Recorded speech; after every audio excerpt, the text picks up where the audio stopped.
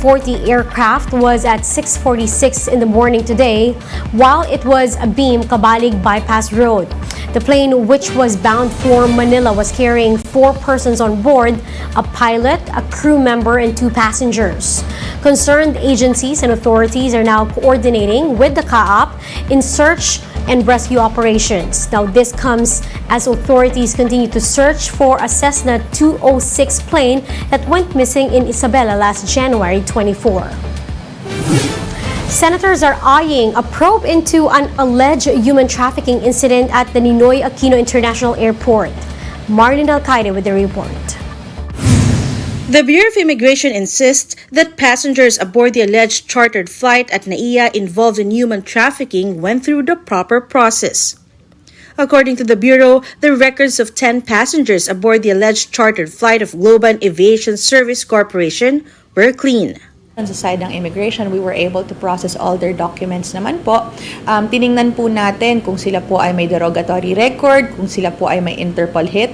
At wala naman po so far na nakita. Doon po sa 10 yon, lahat po sila ay dumaan sa immigration formalities and were processed accordingly. On the other hand, according to Manila International Airport Authority, the flight also has clearance from the Civil Aviation Authority of the Philippines or CAAP. That, however, contradicts the revelations made by Senator Grace Poe in her privileged speech on Wednesday. The anonymous information also noted that only 6 passengers have been declared, but a total of 14 passengers will actually board the aircraft. This was also affirmed by the Philippine Aviation Security Group. Based on the intelligence report, there will be undocumented foreign nationals who will be on that flight. The PNP AVSA group attempted to inspect the said flight, but they were denied entry as the airplane's doors were already closed and it took off. According to officials, the airplane's clearance was not complete. Globan Aviation Service Corporation, the ground handler of the questioned flight, declined to give a statement on the matter. In a recent statement, Senator Poe said that the Senate Blue Ribbon Committee will conduct an investigation regarding the issue. One of those that will likely be summoned is the MIA. Poe also hopes that Globan Aviation will cooperate in the investigation. For News 5, Marlene Alcaide, we are One News. We'll be back with more stories after the break. Keep it here on One News.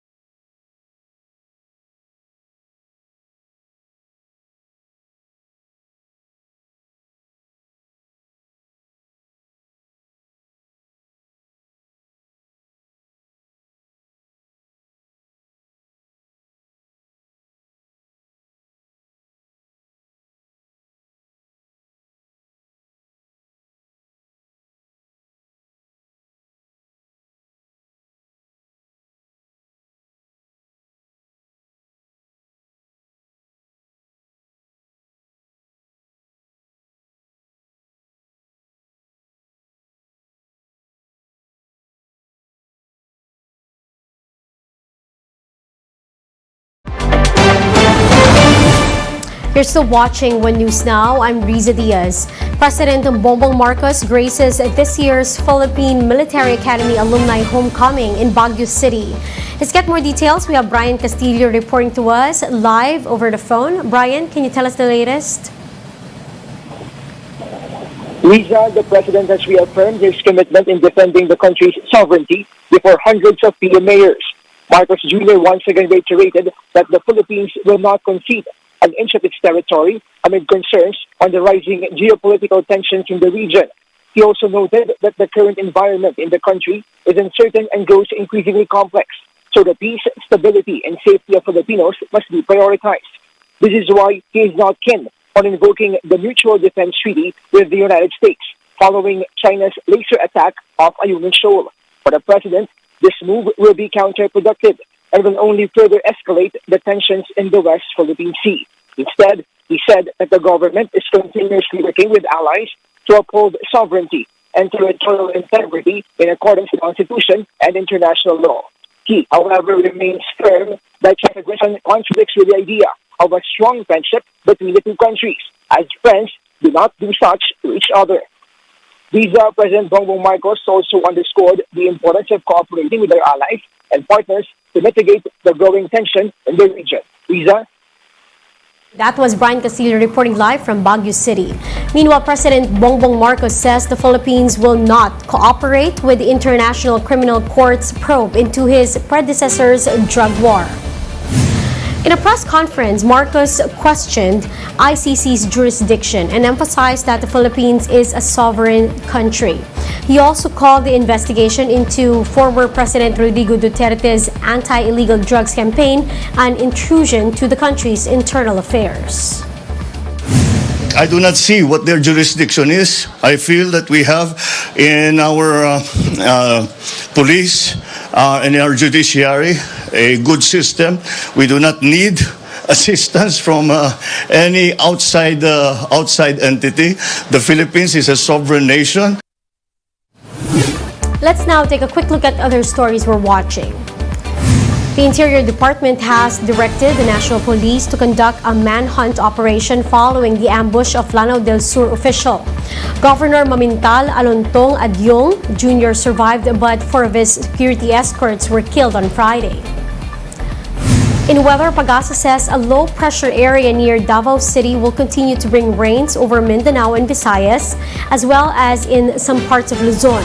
The LPA, though, has a low chance of developing into a tropical cyclone in the next few days.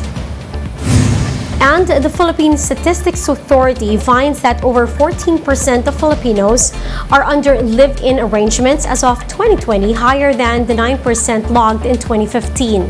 It also reported that the percentage of unmarried Filipinos has dropped to 40% from 43%. Now, for more updates, visit News 5, The Philippine Star, and Business World Online. Visit our website, onenews.ph, for more in-depth analysis. You can also catch One News on Signal Play app. Register for a free account now at www.signalplay.com and stream One News live anytime, anywhere. I'm Riza Diaz. We are One News.